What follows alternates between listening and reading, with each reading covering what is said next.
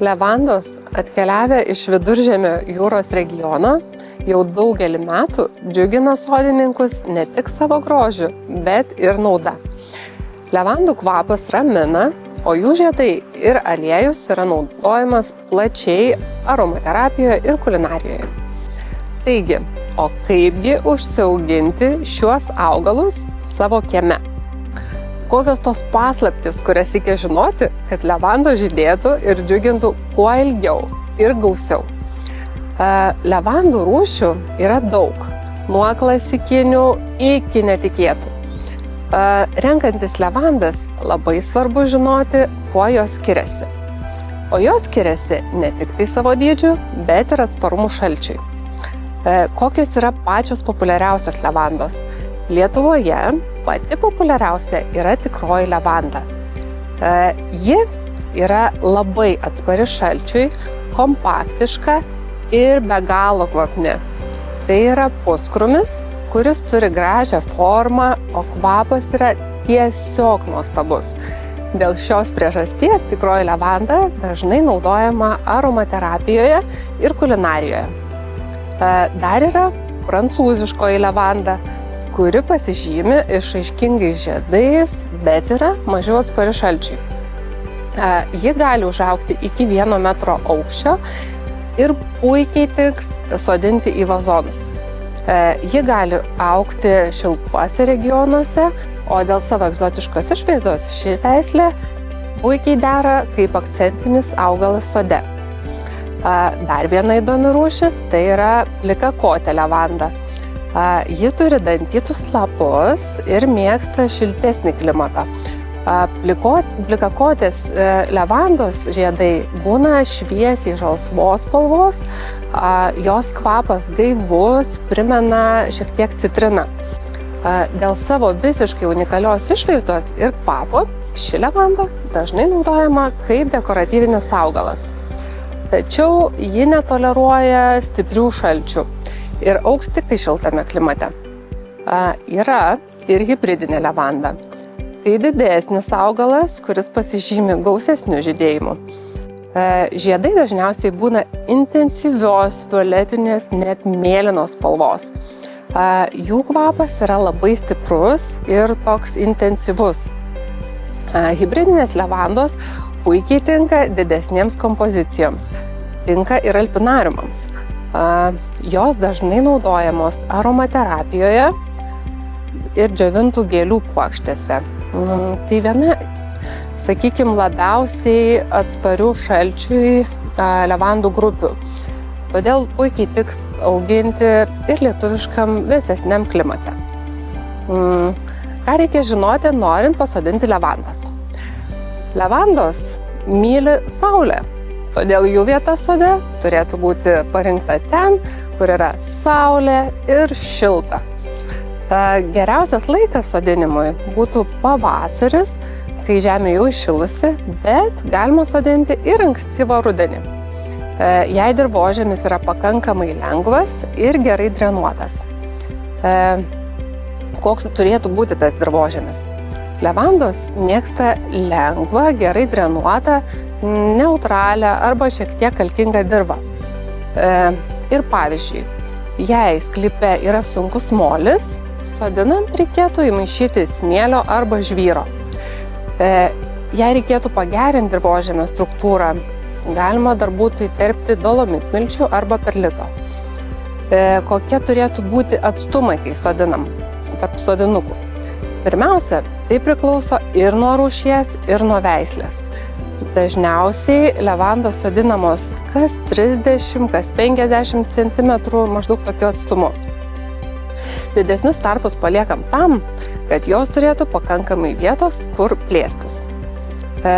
Jei pasodinsim levandas per tankiai, jos gali pradėti konkuruoti dėl maisto medžiagų, todėl geriau būtų išlaikyti optimalų tarpą. Laistymas. Tai kaip jas laistyti? Po pasodinimo levandas reikėtų laistyti reguliariai apie maždaug porą savaičių. O jau kai įsitvirtina, reikėtų žinot, kad tiesiog per didelės drėgmės nemėgsta. Todėl ir laistymą reikėtų riboti. be galo svarbu yra, jeigu saugotumėm levandas nuo užmirkimo.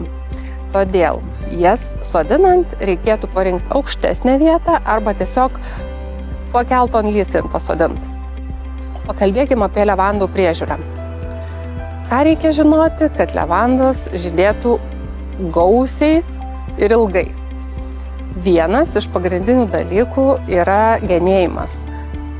Levandas reikėtų genėti 2 kartus per metus. Tai anksti pavasarį ir kitas kartas būtų po žydėjimo. Genėjimas padeda išlaikyti gražią augalų formą, skatina naujų ūglių augimą, nes jeigu negenėsim, levandos tiesiog nebetankės ir atrodys nebegražiai. Dar kas yra svarbu, tai yra svarbu tręšimas. Levandas nemėgsta intensyvaus tręšimo. Atėjus pavasariui, jas galima patręšti nedideliu kiekiu organinių trąšų, pavyzdžiui, kompostų arba perpuvusių mėšlų. O ko reikėtų vengti, tai azoto turinčių trąšų pertekliaus, nes jos būtent paskatins lapų augimą, o būtent sumažins žydėjimą. Ir apsauga nuo šalčio atėjus žiemai. Nors tikrosios levandos atsparios žiemai, bet jei žiema ypatingai šalta, tuomet reikėtų pridengti eglišakėm arba agrodanga. Galima dar būtų pamulčiuoti dirvą aplink šaknis. Galima mulčiuoti smulkintų žvyrų, galima mulčiuoti keramzitų. Tiesiog reikėtų išvengti per didelės drėgmės kaupimosi.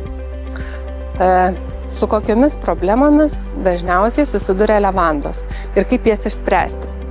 Taigi, levandos šiaip labai atsparios viskam, bet būna, kad kartais įsimeta šaknų puvinys. O jis dažniausiai atsiranda dėl perlaistimo arba sunkaus molingo dirvožemio. O koks yra sprendimas? Tai tiesiog reikėtų padaryti geresnį drenažą ir tiesiog saikingai laistyti.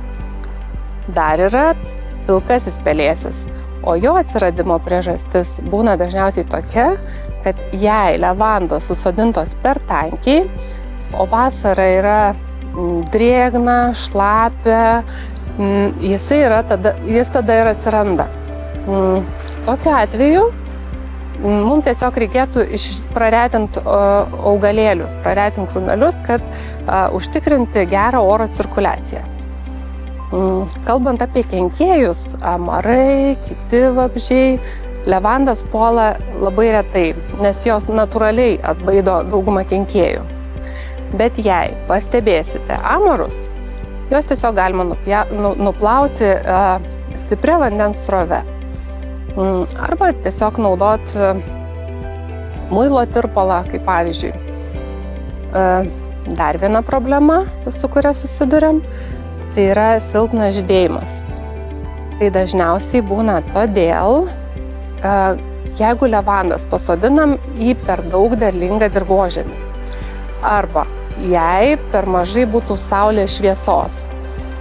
Levandos geriausiai auga skurdžioje, gerai drenuotoje dirvoje ir, kaip jau minėjau, mėgsta daug saulės.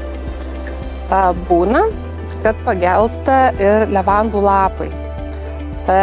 O tai gali būti todėl, kad levandoms yra tiesiog per šlapę arba perlaistytos. Dar gali būti, kad trūksta drenažo. Tokiu atveju reikėtų retinti laistymą, kad dirva pradžiūtų ir tiesiog nebūtų užmirkusi.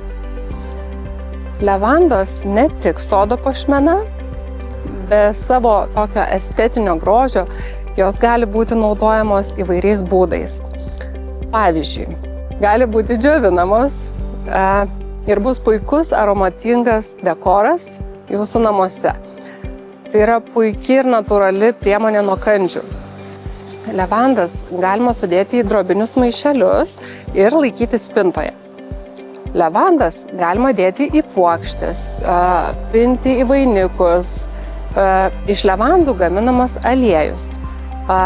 Jo raminantis kvapas padeda atsipalaiduoti, pagerina miegą. Jį galima lašinti į vonę, naudoti masažui arba tiesiog naudoti kaip natūralų kvapiklį namams. Dar levandos naudojamos kulinarijoje. Levandų žiedai labai puikiai tinka arbatai, sausainiams, net gurmaniškiams patiekalams pagardinti. Levandų žiedai derinami su medumi, šokoladu, citrina, net sūriais. Levandų cukrus gali būti naudojamas desertams, o levandų sirupą galima naudoti gaiviems vasaros gėrimams.